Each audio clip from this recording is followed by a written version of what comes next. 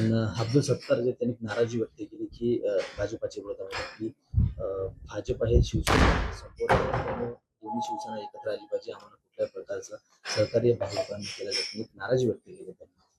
त्यांनी नाराजी व्यक्त केली आहे का निवडून येण्यासाठीचा त्यांनी महामार्ग निवडला आहे मला माहित नाही. मात्र एकंदरीत त्यांची त्या ठिकाणी संपूर्ण शिंदे सेनेतील काँग्रेसमधून गेलेल्यांच्या सर्वांचा भ्रमनिरस झाल्याशिवाय राहणार नाही. दोन्ही शिवसेना एकत्र येण्याची त्यांनी भाषा केलेली आहे आणि भाजप नेमकं निवडून देण्याच्या तयारीला दोन्ही शिवसेना. जो काही निर्णय होणार आहे तो राज्य स्तरावर होणार आहे. सोयीचं राजकारण कुठेतरी जर केल्या जात असेल तर त्यातला हा प्रकार असेल. महाविकास आघाडी म्हणून आम्ही त्या ठिकाणी निवडणुकीला सामोरं जातो. भारतीय जनता पक्षाच्या विरोधात आम्ही आहोत. आमचा विचार हा दगवण्याकरता आणि वैचारिक लढाई म्हणून आम्ही पुढे जातो. निवडणुका या लढत असताना सत्तेची लालसा नाही आणि पराभवाचं भय नाही. आम्ही संविधानाचं संरक्षण संवर्धन या भूमिकेतून या निवडणुकीकडे पाहत आहोत आणि या निवडणुकीला सामोरे जात आहोत. संख्याबळ हे आमच्या बाजूने नाही, तरी देखील मैदान न सोडता आम्ही निवडणुका झाल्या पाहिजे. लोकशाहीचा सण जो आहे निवडणुका तो असला पाहिजे या भूमिकेतून पुढे जात आहोत. तर भारतीय जनता पक्षांना लोकशाही नको, त्यांना दंडेलशाही हवी आणि अनौपचारिक निवडणुका करण्याचा अट्टाहास अर्थात लोकशाही डुबवण्याचा त्यांचा अट्टाहास आपल्या सगळ्यांच्या समोर आहे. घोडे बाजार देखील तेजीत आहेत. त्यामुळे या मतदारांना मोठ्या प्रमाणावर पैसे दिले जात आहेत.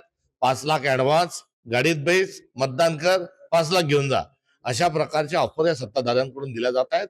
या सर्वांच्या पेक्षा वेगळं आम्ही निवडणुकीत जय पराजयाला बाजूला ठेवून आमची वैचारिक भूमिका म्हणून या निवडणुकीकडे आम्ही पाहतो. भाजपचे उमेदवार जे राजेंद्र राऊत यांनी उमेदवारी अर्ज दाखल केला.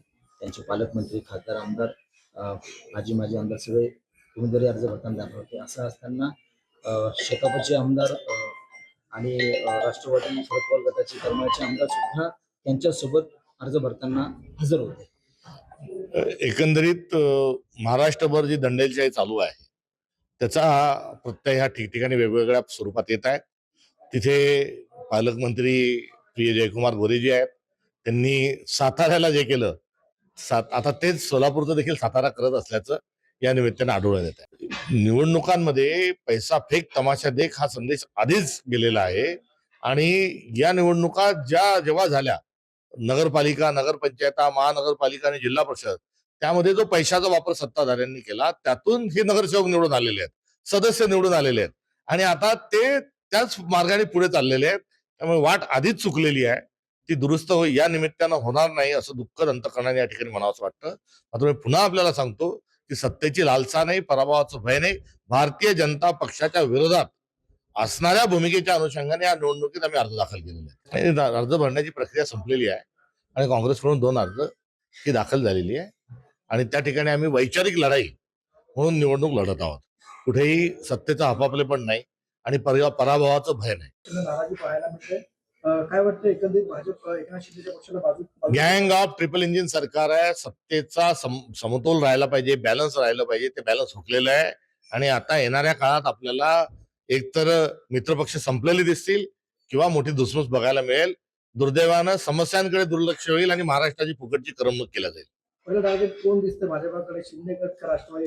जो झुकेल तो वाचेल, जो स्वाभिमानाने उभा राहील त्याची विकेट जाईल.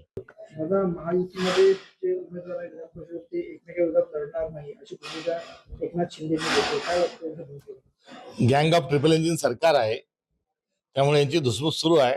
मोठ्या प्रमाणावर महायुतीचे मतदान फुटलेलं आपल्याला आढळून येईल.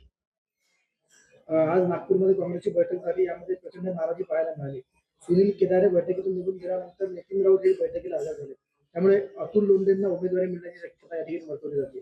नाही, कुठल्याही प्रकारची नाराजीचा प्रश्न नाही. ही त्यांची गेल्या 4 दिवसापासून सातत्याने सर्वजण एकत्रित येत होते. त्यांची बैठका सुरू होत्या आणि आज सर्वानुमते त्या ठिकाणचा निर्णय त्यांनी घेतलेला आहे. 2 अर्ज काँग्रेसच्या माध्यमातून दाखल झालेले आहेत आणि स्थानिक नेते त्या 2 पैकी कुणाला लढायचा याचा निर्णय घेतला. काँग्रेस मुक्त भारत करण्याच्या नादात देवेंद्र फडणवीसांनी आणि नरेंद्र मोदींनी काँग्रेस युक्त भाजपा करून टाकली आहे. देवेंद्र फडणवीसांनी भाषण करताना जर वळून मागे स्टेजवर बघितलं तर त्या ठिकाणी 80-90% जे आहेत दुसऱ्या पक्षातून आलेले लोक आढळतील. त्यामध्ये काँग्रेसचा नंबर हा मोठा राहील. त्यामुळे काँग्रेस मुक्त भारत करण्याच्या नादात भारतीय जनता पक्षालाच काँग्रेस युक्त हे देवेंद्र फडणवीसांनी आणि नरेंद्र मोदींनी केलंय. सत्तांतराच्या काळात हे संपूर्ण केले लोक परत काँग्रेसकडे येतील असं वाटतं तुम्ही? आणि गेलेल्या लोकांना वापस घ्यायचंच कशाला, आम्ही घेणारच नाही. मोठ्या नवीन नेतृत्वाला आम्ही संधी देऊ.